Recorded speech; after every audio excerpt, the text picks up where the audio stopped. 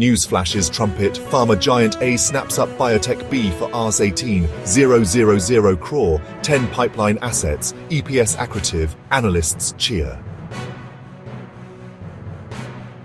Meanwhile, deep inside supply chain control rooms, leaders open a war room dashboard. Duplicate C and FAs, overlapping wholesalers, rival field teams, dual ERPs, unseen expiry liabilities.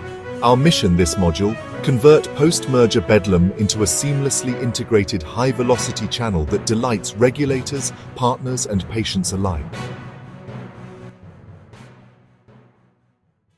In the world of corporate strategy, mergers and acquisitions, or M&A, stand out as powerful tools. Acquisition. One firm buys controlling stake. The target's logo gracefully fades into the buyer's, signifying a complete takeover. Merger equals unite, blending their strengths to birth a fresh, entirely new brand. The primary goal?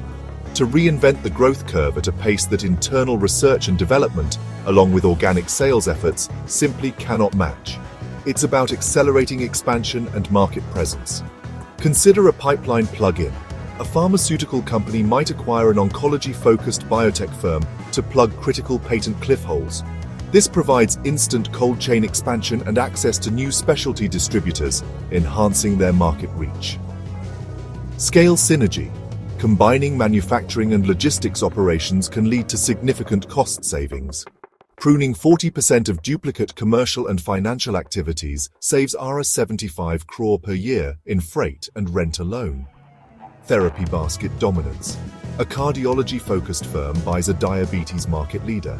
This enables cross-detailing, where a single representative visits cardiologists with a combined portfolio, effectively doubling their share of voice and influence. Geographic leapfrog. A Western multinational corporation acquires an Indian mid-cap company.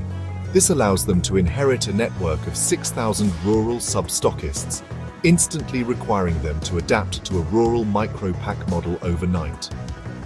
Technology access.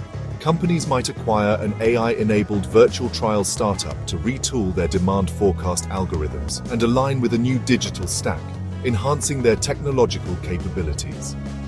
Tax and financial engineering. Inversion deals, where companies relocate their headquarters, can trigger customs re-registration for import channels, impacting their global operations. Deal density. Fact: over the last decade, the top 10 pharmaceutical players executed over 120 deals worth more than $700 billion. This has compressed global market share into fewer hands, magnifying the stakes of integration with each transaction.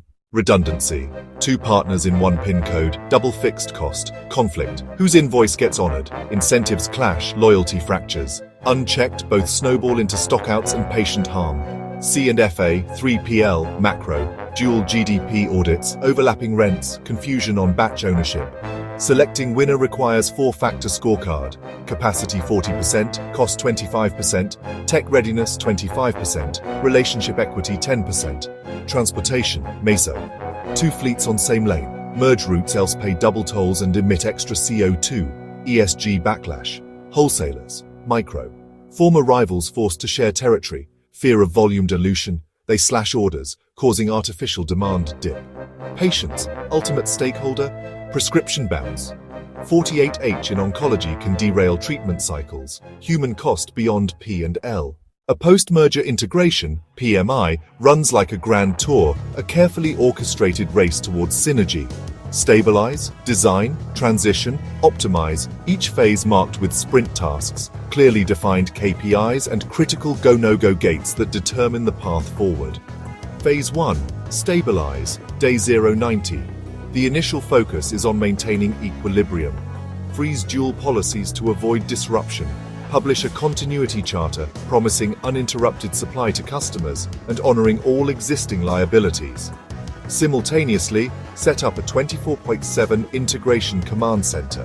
This acts as the nerve center, monitoring OTIF, on time in full, delivery performance, call center sentiment, and social media noise to catch any emerging issues. To further safeguard supply, buffer inventory at both legacy C and FAs, implement dual safety stock at 1.3x demand. This proactive measure averts potential stockouts during the inevitable IT blackout periods that accompany system integrations. Phase 2. Design. Day 90-180. This phase shifts to strategic planning. Run a sophisticated network design optimizer, feeding it real-world data like freight rates, service SLAs, and CO2 targets to model the ideal future state. Select the survivor C and FAs using a weighted RFP process, ensuring a fair and data-driven decision. Announce the chosen partners with a clear 60-day transition clause to allow for a smooth handover. Draft a unified TOT, terms of trade, and scheme matrix, carefully blending the best elements of both legacy systems to create a single, streamlined framework. Phase 3. Transition, month 6-12. Execute a sequential warehouse cutover, transitioning state clusters every 3 weeks to minimize disruption. During each cutover, old stock is physically migrated to the new system, and the WMS, Warehouse Management System, is relabeled to reflect the unified inventory. Implement an ERP bridge. Utilize API middleware to seamlessly sync SKU, batch, and customer masters between the old and new systems. This bridge facilitates a gradual transition, allowing dual invoicing to eventually sunset as the new ERP takes full control. Critical path spotlight. The ERP merge is the single thread limiter, dictating the overall timeline. This complex integration requires a dedicated 10-month build. Any slip in the ERP timeline will cause cascading delays across the entire project.